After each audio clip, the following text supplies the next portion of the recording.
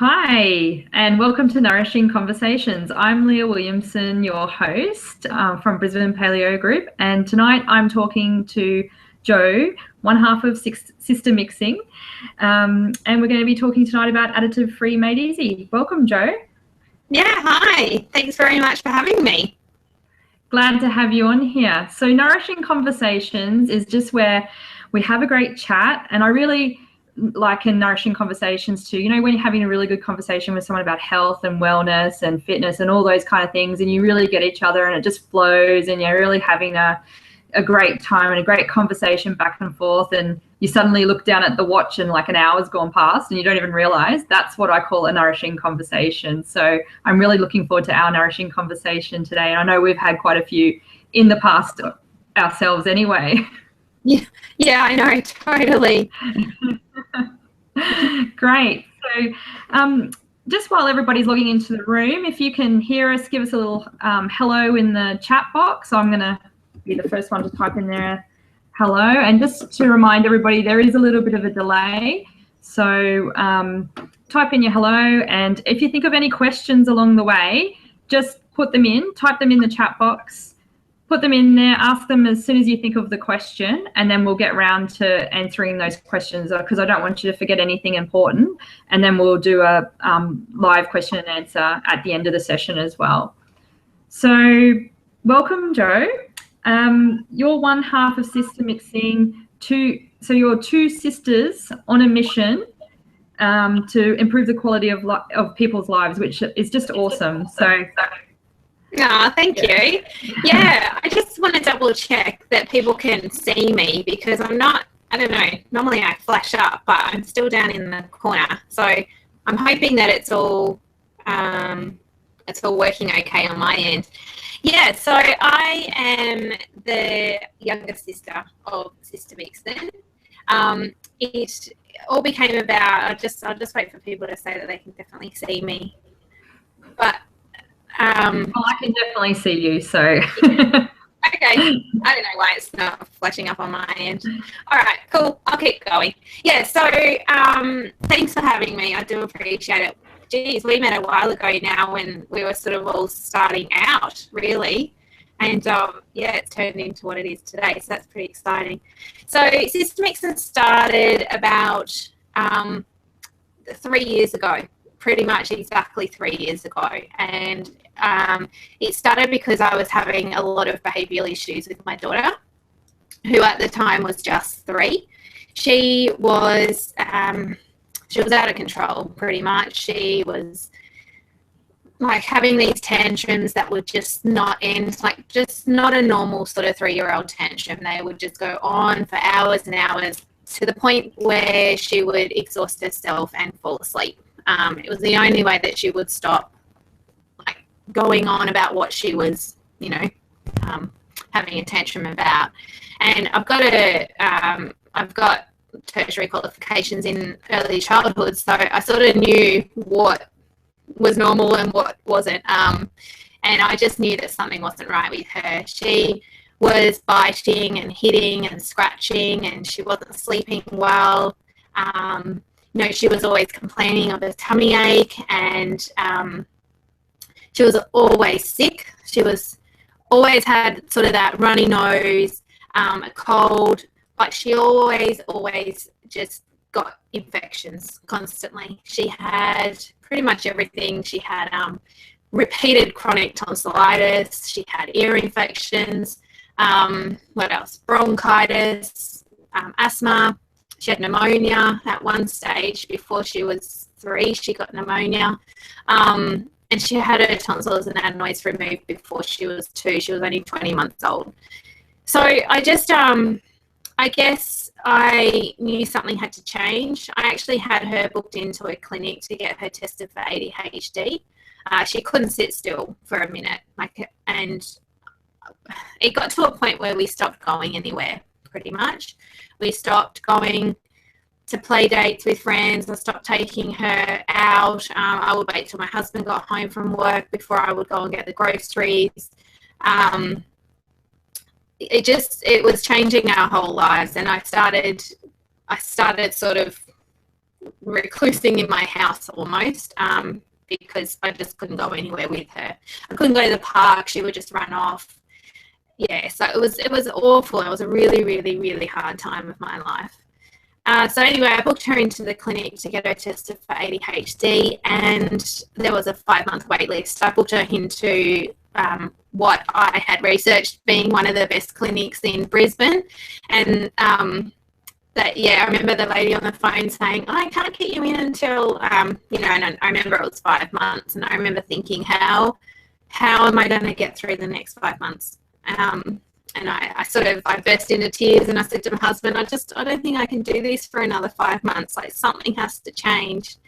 And so anyway, I got invited along to, it was a Thermomix demo, and you don't need a Thermomix to live additive free at all. But I got invited along to this demo, and there was a health coach there, and she mentioned about additive 102. And then it's in custard powder, and it's in the colour yellow, and that she, wouldn't be giving it to her children. And I sort of thought to myself, oh, that's a bit weird. Why, what is this 102? And she also mentioned spelt flour, and I thought, what the heck's spelt flour? Like, what are you talking about? So I went home that night, and I Googled 102, and I Googled spelt flour, and I was pretty horrified to read what 102 actually meant and what it was linked to.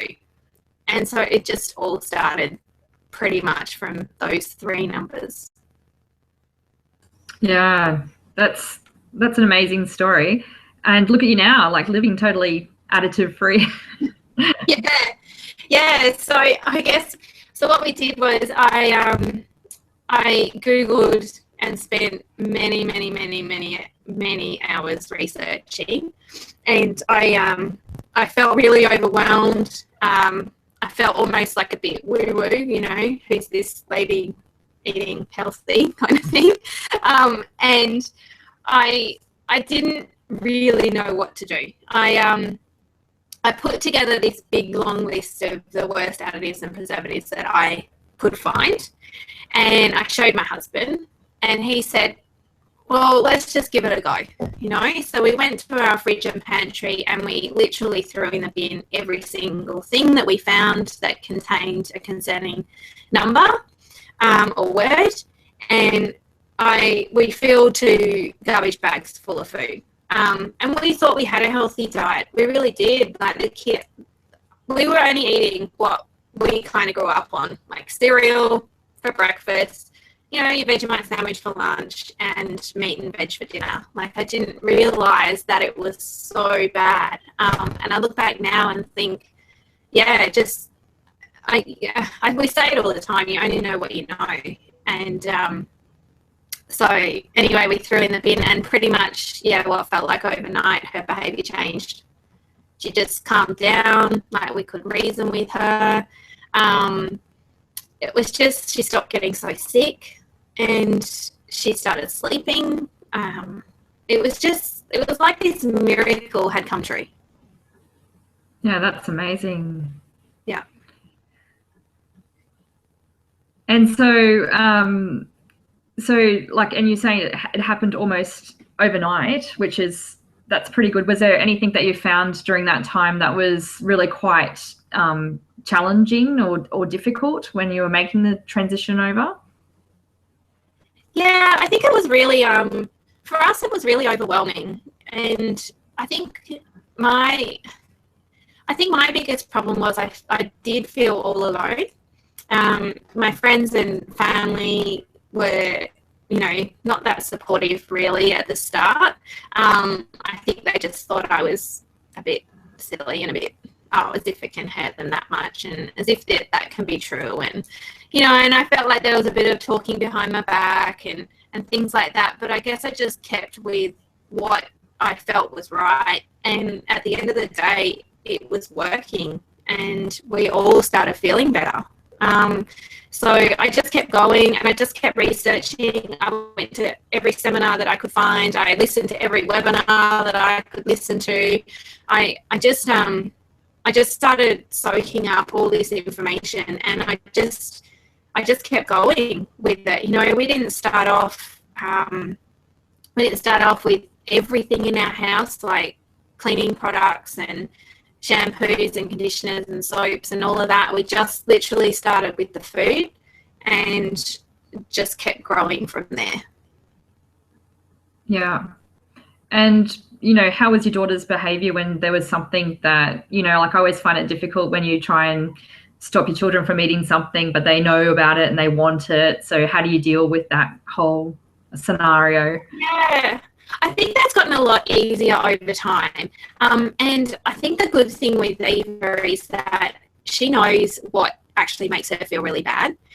So in a way, because she has got the reactions to it, I can say to her, look, honey, that one's going to not make you feel well. Or I'll tell her, like I'll always, and I always have, I've just tried to educate her right from the start.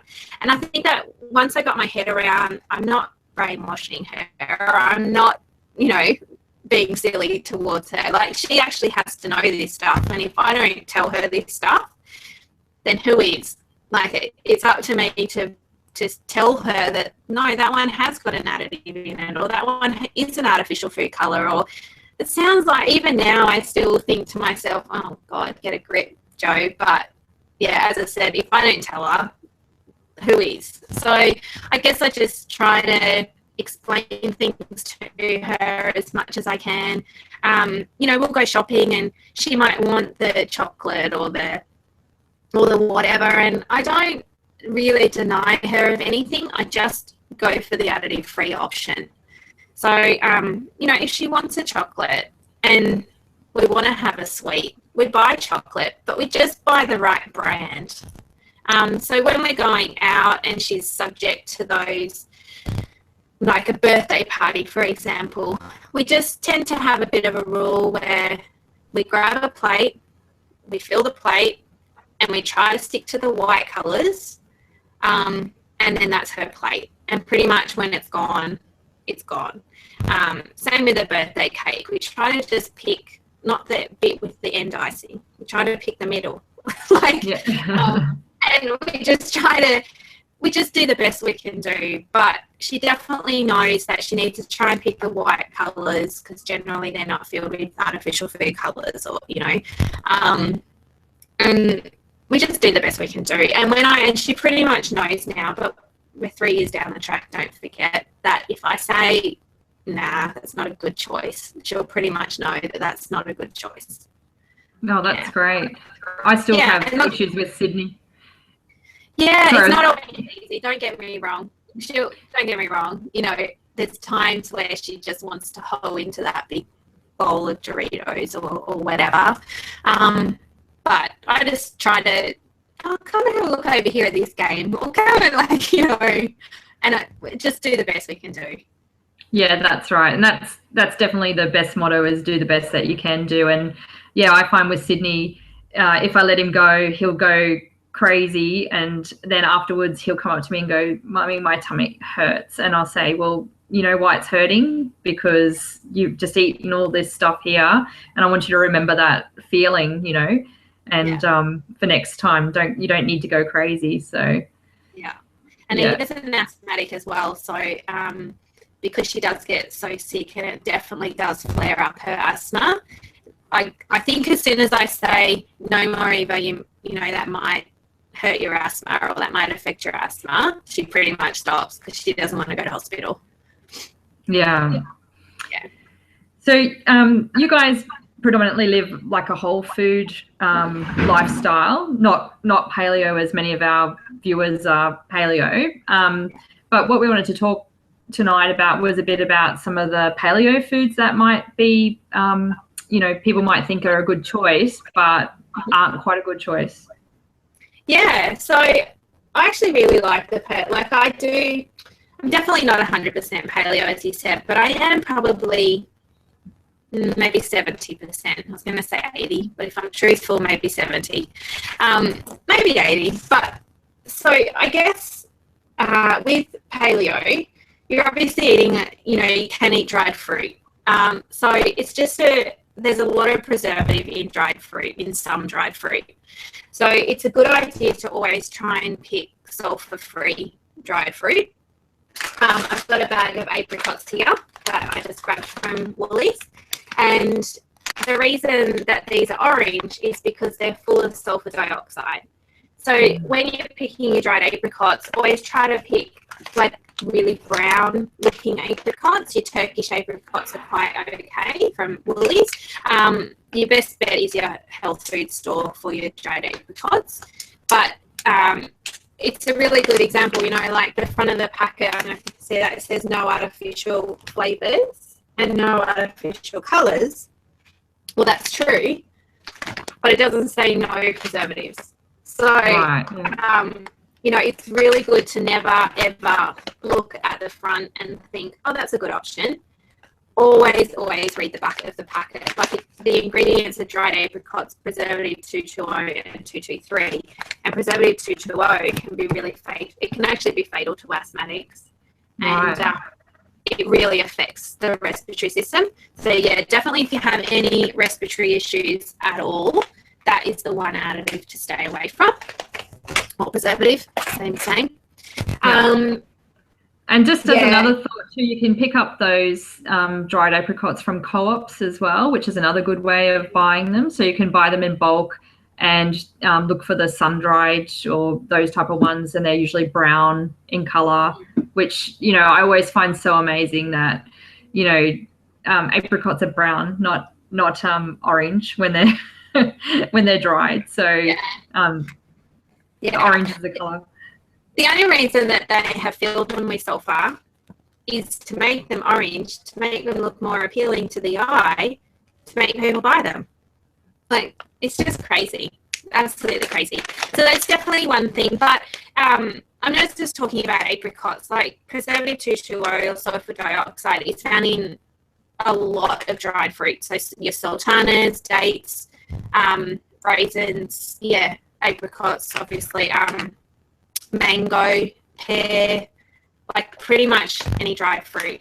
And it's also sprayed onto grapes as well. So you will actually see on your bag of grapes, it does say around the top, contains sulfur. So I think organic grapes are probably the best bet when it comes to grapes. Yeah. And like I just picked up this little snack pack, which is great for school lunch boxes and when you're out on the run. But again, it contains that preservative as well. So and there's beautiful fruit in here, like your sultanas, goji berries, raisins, blueberries. So you'll think that it's a really great paleo option, but yeah. It's such a shame because they're all the kind of things that kids like to have their snacks on, and you know, if they have a little pack like that, it can be quite fatal to some of them. Yeah. Do you want me to keep going? Is there any questions? Yeah, if anyone has any questions at any stage, there is a question from Amanda. She's saying, is there any additive preservatives that are not harmful? Like 330 is in many tinned tomatoes.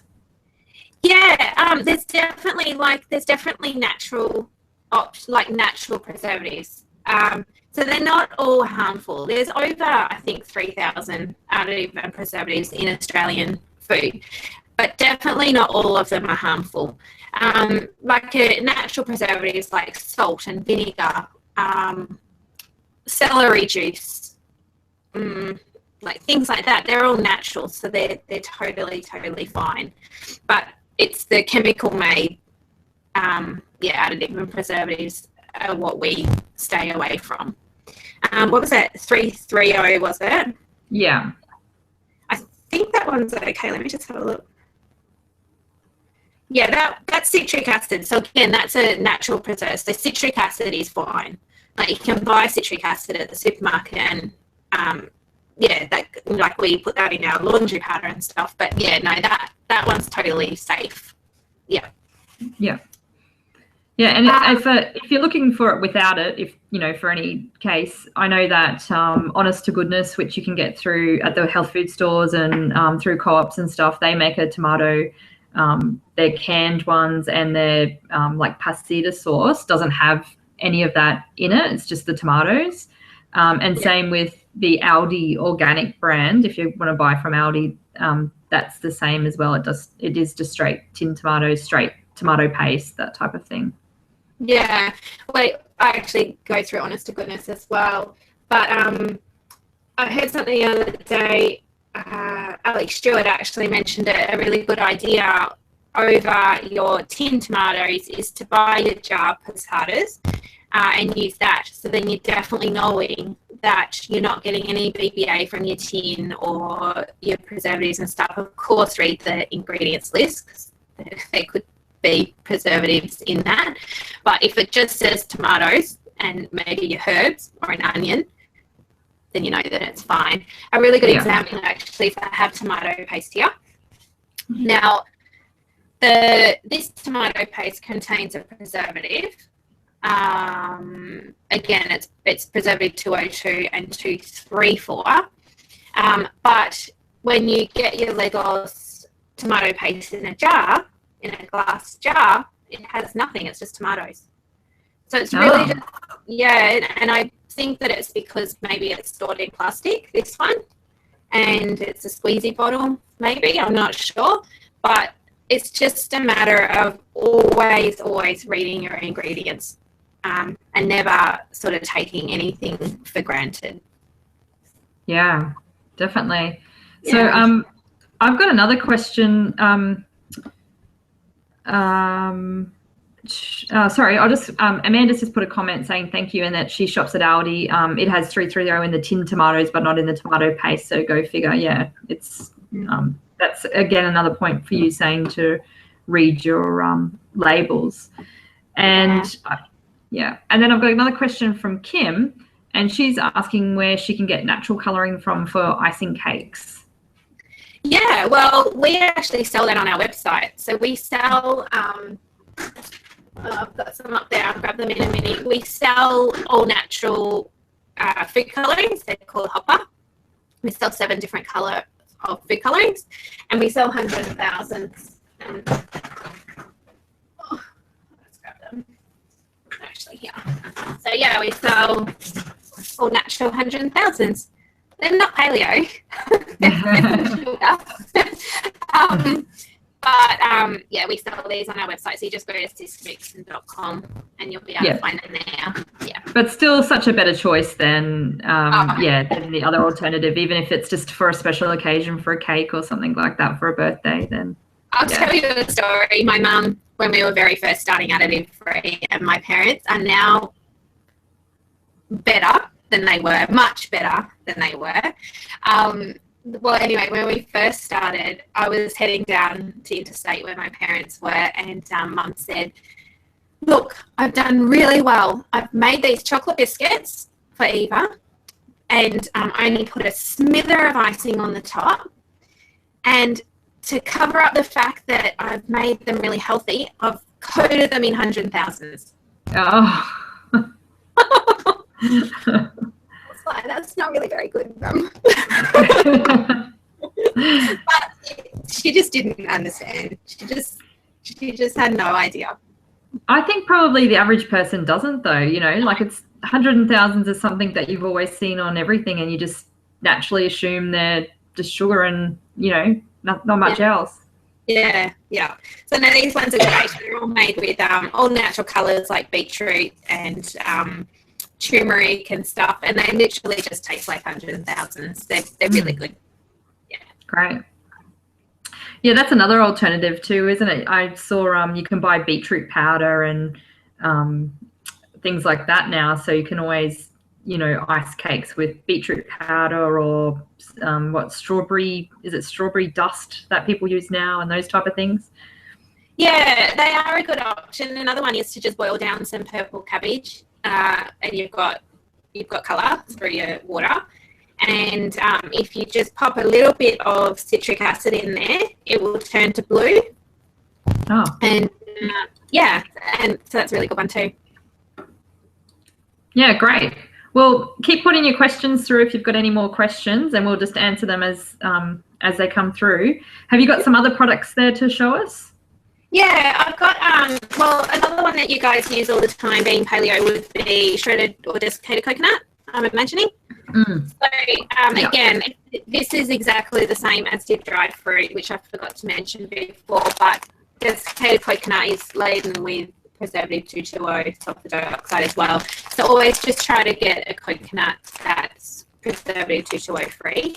And to get one that is 2,2-O free, you would need to get organic. The supermarket sells shredded coconut, and I just pop it in my semi or a blender, blend it up into desiccated coconut, and it, it's exactly the same thing once it's all chopped up.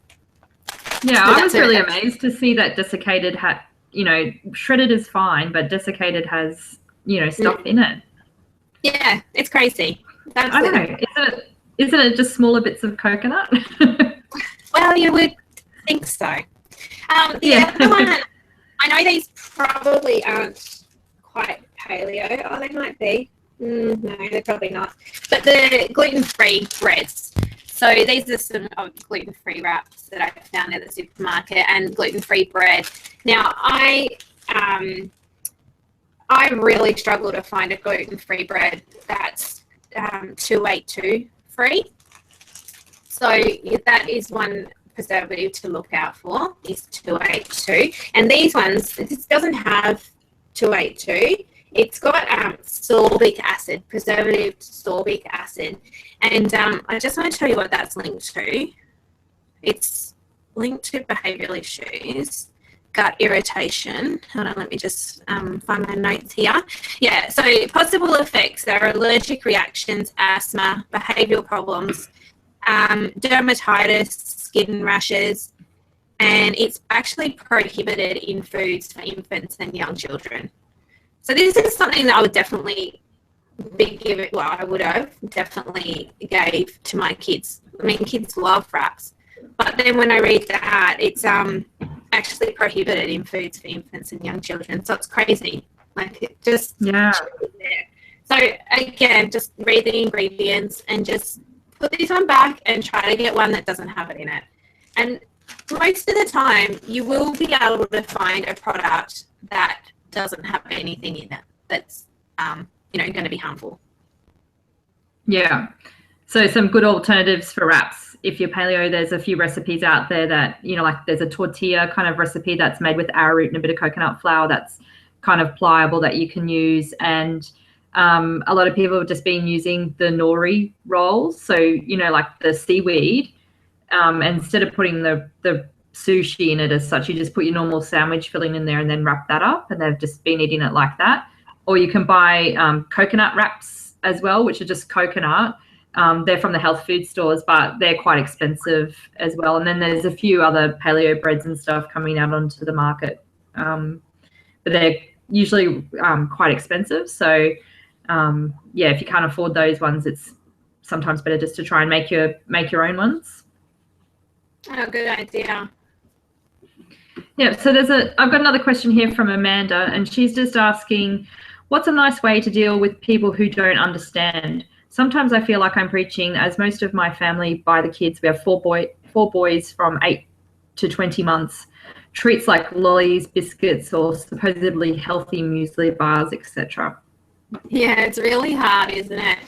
We actually we've just started an e-course called we're up to our third round actually, but it's an e-course called Additive Free Made Easy, and we made the e-course because we didn't want anybody going through pretty much what I had to go through about just trying to figure it all out on my own. And in that e-course, we do cover a full module on how to deal with unsupportive family and friends, because it's massive. Like we all have someone saying that it's ridiculous, I think. So my biggest tips are to stay true to yourself and keep doing what you believe in. Like when I first started, I honestly had pretty much no one on my back. No one supporting my back, I should say. I definitely felt all alone and like I was the idiot because I wanted to feed my family healthy food. And I just stuck with it. Like I ended up, my in-laws were probably the worst, and they're the ones that live near us. My family weren't great, but I think it's a lot easier to tell your own family to back off. When it's your in-laws, it's quite hard to say, stop doing that. So I did have to get my husband to say something and just say, no, we actually really believe in this, and this is important to us. Like, if you could please just try to help, we would really appreciate it. So what I used to do with my in-laws, they used to have either every second Wednesday for me. I started packing her lunch and taking it there.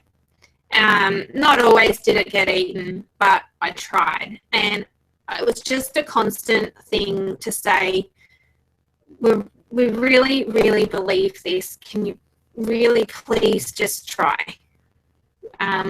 And it does affect her behaviour, and it does affect her getting sick, and it just was a constant education. And I can say now that, like, they do make an effort now. You know, they do make an effort to buy, like, they still buy lollies and they still buy junk food. Like, I went there, you know, the other day, and they had icy poles, and they were bright orange and red and lemonade. And I just said to them, oh, you know, the Peters ones are additive free. Like, hint, hint. But it's just a constant trying to get them to help. Yeah. Yeah. Yeah, definitely. Still back to the whole just trying to do the best that you can do, and, you know, each day as it comes type of thing. So yeah. And I think I used to also really try to sort of say to Eva, just have a couple. Like, can you just have a couple? And then that's it. You know, like, I'm not saying no, you can't have any, but, you know, can you try to just sort of have what's in your lunchbox? and I just cross my fingers and hope for the best. Yeah. And then eventually they do come around. I think, you know, if you know, one of the tips is if you just stop buying that certain food that they always have, and, you know, even though they might be getting it from somewhere else, they might ask for it a few times and you say, oh, I don't have it, you know, I haven't got it from the shopping or whatever. And then eventually they'll get hungry and have to eat whatever else is on offer there. So, yeah. And I think also with, you know, relatives and, you know, other people outside the family, I think eventually once you see the results and they see that you're serious about it, they eventually start, you know, thinking that way and change, and, you know, thinking a bit more about it, which that's what I've found anyway. My own personal experiences is that, you know, something that. Yeah, I totally agree. And I know definitely with us, you know, people have seen, I mean, they've seen the difference. So they're definitely not as unsupportive as they used to be by any stretch. I was going to say something else about that. Oh, so another thing we did as well was we went shopping, my husband and I, and we bought junk food that she could have. And we took it around to their house and put it in their cupboard.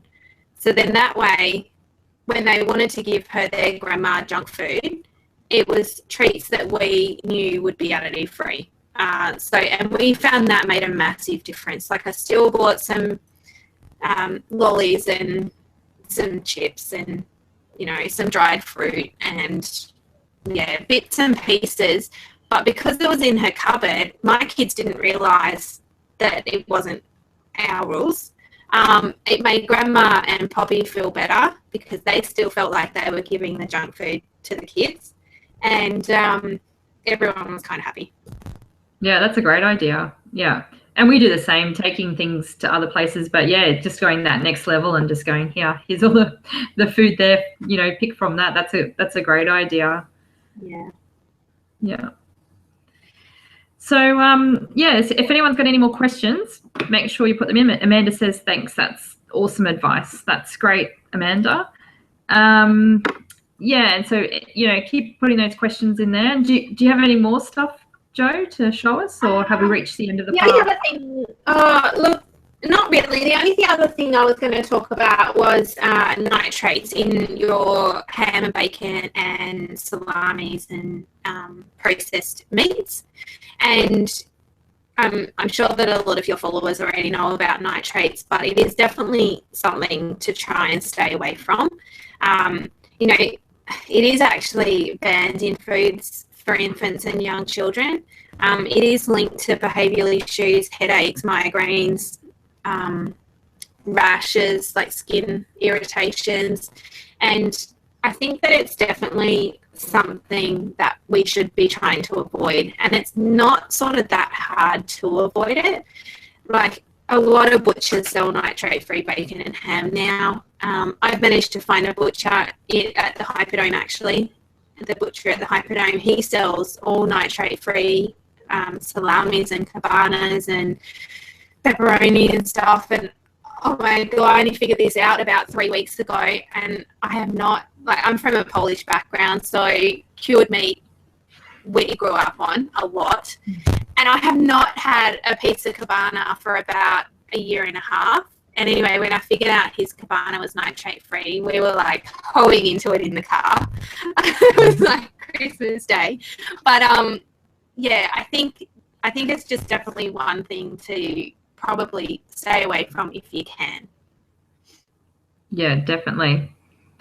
So do you want to tell us a little bit more about your additive-free Made Easy program? What's kind of in the program and what can people expect from that? And I've popped a link up there for people if they want to have a look. It's in the set link, and I put it into the comments as well. So yeah, cool. So our e-course, we have early bird going at the moment. Actually, the next round starts on the 18th of July. And it's a 30-day e-course. We keep it open for 6 weeks, so you have plenty of time to process all the content and get it finished. It's not, when we say it's a course, it's not like exams or anything like that. It's purely 4 weeks of information. And we set it up over the 4 weeks, and we only open 1 week at a time to give you enough time to process that week before we move on to week 2. So we look at our worst pick, or our worst additive and preservatives that we feel that there is, and the ones that we feel are quite easy to avoid as well. So we look at the 2,2-O, the sulfur dioxide. We look at nitrates. We look at artificial food colours. We cover natural food colours as well, like your 160B, which is natural because it comes from a seed pod of the annatto tree, but it's probably the worst additive that there is. And it's in a lot of food as well. We cover sodium benzoates. We look at body care a little bit, but it is more to do with food. And we do also look at how to handle a birthday party, like how to tackle a birthday party, your unsupportive family and friends. We look at fussy eaters as well. We interview Dr. Brett Hill, which I know you know, on fussy eaters. And yeah, it's a really, really beautiful course. And once when you join the course, you also join a private Facebook group, which is only open to course participants. And there's nearly 500 people in that group now, and it's just invaluable. Like, this group of women are just so supportive, and I think that's the thing I love most about this course, is that you sort of never have to feel like all alone ever again, because this group is just so supportive. Tracy and I are in there every day answering questions, interacting with everyone, and we're basically there to hold your hand the whole way through. Yeah, great. Sounds like a really great course. Yeah, it is. We're really proud of it, and the amount of lives that it's changing it's incredible. Like, we never actually, all we wanted to do was help people, and we never realized how much we actually could by doing this course. Like, one lady, it's on our Facebook page at the moment, pinned to the top, we interview her, and she was able to take her son off dexamphetamines for ADHD, ODD and OCD just by purely removing the additives and preservatives from his diet. It's incredible. Oh, that's so fantastic. Yeah. Yeah. Yeah. And is there recipes and things like that inside the program, or most of those you find on your website? Yeah, so we don't actually have them in the program itself. You do get emails every second day. So in those emails, we do encourage you guys to, we sort of start getting you guys in a bit of a routine. So we start prepping on a Sunday, or planning on a Friday of what you're going to do over the weekend to get you through the next week ahead.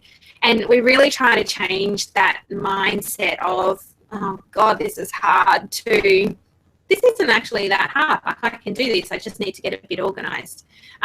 So yeah, there's no meal plans or anything like that, and we didn't want to put meal plans in it because we don't know what you guys want to eat. So to answer your question, in the actual course, there's not recipes, but there's definitely recipes drip fed through the emails to give you some ideas on what you might want to cook.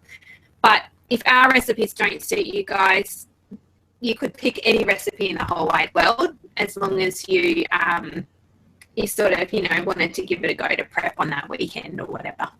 Yeah, I think you've got some really great recipes in there. Anyway, I often Google you guys and get some recipe ideas, and even if it's not totally paleo, either it's really great anyway to take as bring a plate for other people that might want to eat it, or when you can't have nuts or something like that, and it's also really good because I just lost my train of thought then.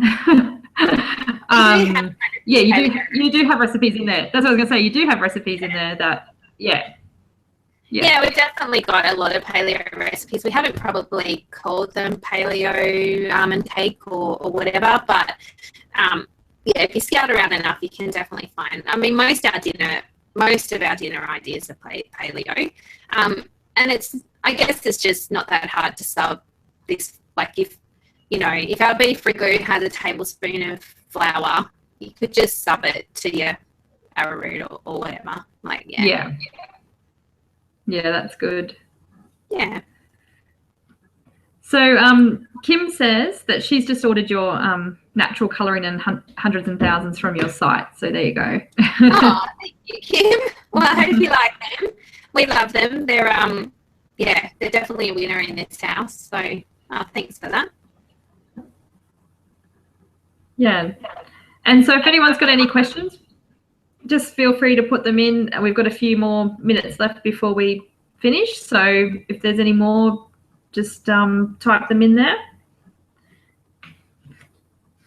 Yeah, so Jo, is there anything else that you want to add before we wrap up tonight? I don't think so. I think maybe just keep being true to who you are, and you can't go wrong really. Like if you just keep going with what you know is right, then everything will work out. Yeah.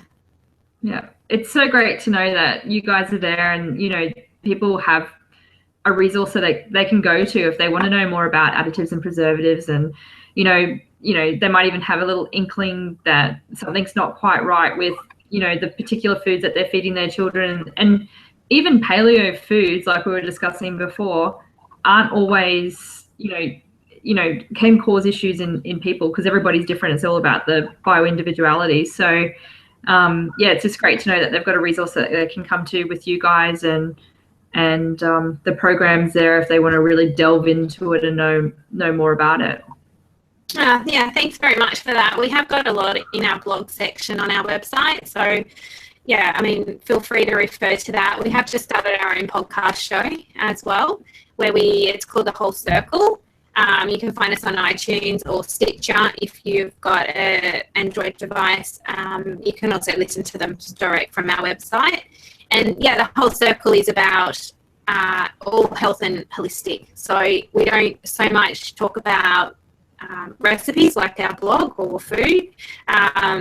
We interview pretty much anyone that we feel we would like to talk to them about. So it could be about yoga, meditation, the GAPS diet, paleo, whatever we really feel we want to talk about. It's a lot of fun. And yeah, so if you want to know anything, I guess, about health and wellness, then our podcast is a good place to go. Sounds great. So I do have one more question from Amanda. She's asking if there is a listing for additives and preservatives in takeout food. It's so good to be able to say that has 220 in it, which makes your asthma play up. Let's have this instead. I think that's association would be important in helping kids learn. Yeah, I think, well, with our Additive Free Made Easy course, we do send you out a little pocket card. Go on here, which you can take with you shopping. So it's a list of what numbers to avoid. I think with takeaway, one of the biggest things to ask if it has it in it is probably MSG. MSG would be a massive one that is found in a lot of takeaway options, and MSG is a definite no-no here. It definitely flares up Eva's behaviour, and and it's not pretty. So and it's often called something else too, isn't it? It's often called like flavour enhancer or something like that. Yeah, MSG is really hard. We actually cover MSG in our course as well, and MSG is it can be up to 80 different names or more, I think now. No. Like yeast extract, for example, which is found in Vegemite, that is MSG. And the reason that they can call it yeast extract is because it's still made by the same ingredients of MSG, but it's not. They don't have to call it MSG. Flavour enhancers is a great one. 621 is actually the number for MSG. It's natural flavourings is another one. So if you just see anything with natural flavourings, which I'm sure that I've probably got something here, that could be MSG. Quite often that is found in a lot of baby products, and quite often that natural flavouring contains 20% MSG. And the other one is hydrolyzed vegetable protein, that's MSG, but we do cover all of that in our e-course as well. Yeah, great. So yeah, Amanda was saying also sushi, as the kids have that delivered to school once a week. They don't have a tuck shop, which we get as their treat, but there's no ingredient listing. Yeah, so your sushi would have your vinegar, the rice vinegar. What's that called, Leah? Do you know? Is it called rice vinegar? Yeah, I think it's rice vinegar. Yeah. Yeah, that contains something. I haven't got it on the top on me at the moment. I know that it does have an additive or preservative in it. It could be MSG. It's just a matter of asking. And I sort of go back to the allergic thing as well. Like if your child was allergic to peanuts, you would have no hesitation in asking if that has any trace of peanut oil or peanuts or whatever. And, you know, I used to get really quite embarrassed going to my butcher and saying, do you have any nitrate-free bacon? Or do you have any preservative-free sausages?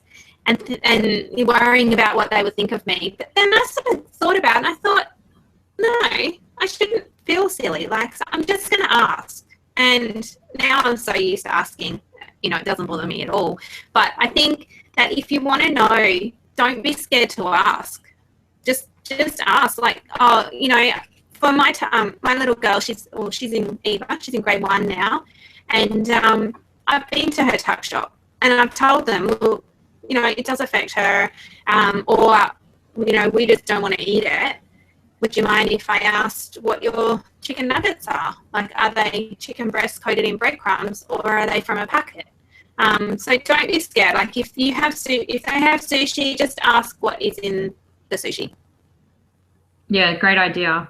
And quite often with the sushi too, the ones that have the more kind of deep fried stuff inside them and things like that tend to have more of the, you know, like stuff inside them that you want to stay away from. So yeah, I know I remember like a while back I thought, oh, I'm gonna have sushi one day, and I went down there, and I'm not quite sure, I can't remember what I quite ordered because it was a while ago, and afterwards I felt so bad. I felt not only bloated but foggy headed and sick, and I just thought, that's just from sushi. What was in it, you know? Yeah. And often you think sushi is the better option, you know. I know, we love sushi too.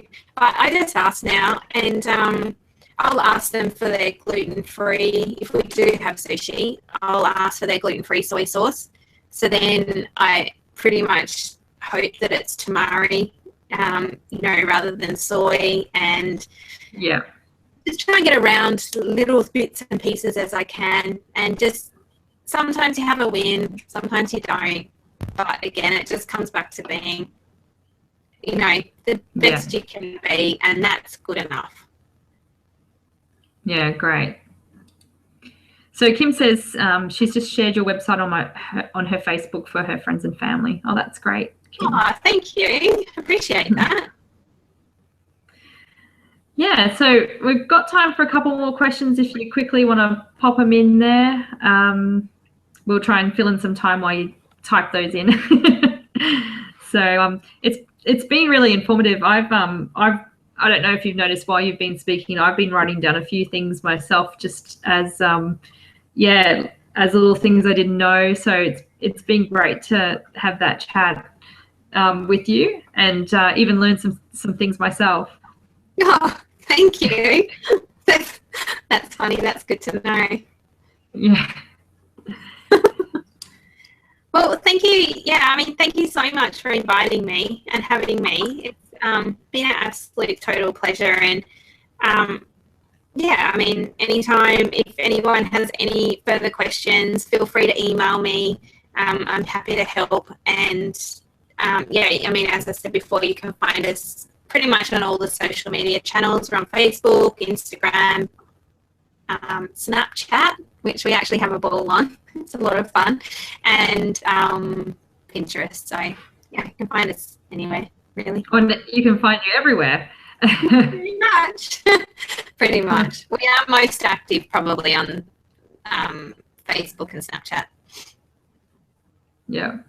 Well, we have our Cooking as a Community launching back in the group soon, so I might have to get you on with a guest recipe for that one when we get that up and running. So I'll talk to you about that. But I think our group would really love something like that from you guys. Cool. That sounds great.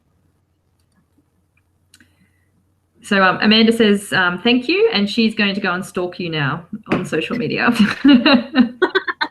Awesome. Stalk away. I'm all good. I like stalkers. My good stalkers. Yeah. Well, thanks so much. We have definitely had a very nourishing conversation. The hour has passed so quickly, I have barely even noticed. So thank you for joining us tonight. Thanks everybody that is listening in live and asking all the questions. Some great questions tonight. Some great stuff to think about. And yeah, thanks so much. And, you know, maybe we'll get you to come back on again soon and have another chat. Yeah, that'd be awesome. As I said before, thanks very much for having me. And yeah, feel free to contact me anytime. All right. Great. Thanks, everybody. And we'll see you soon next month for the next one. I've got to go and find another guest speaker, actually. I haven't booked anyone in yet. Thanks, everyone. Bye.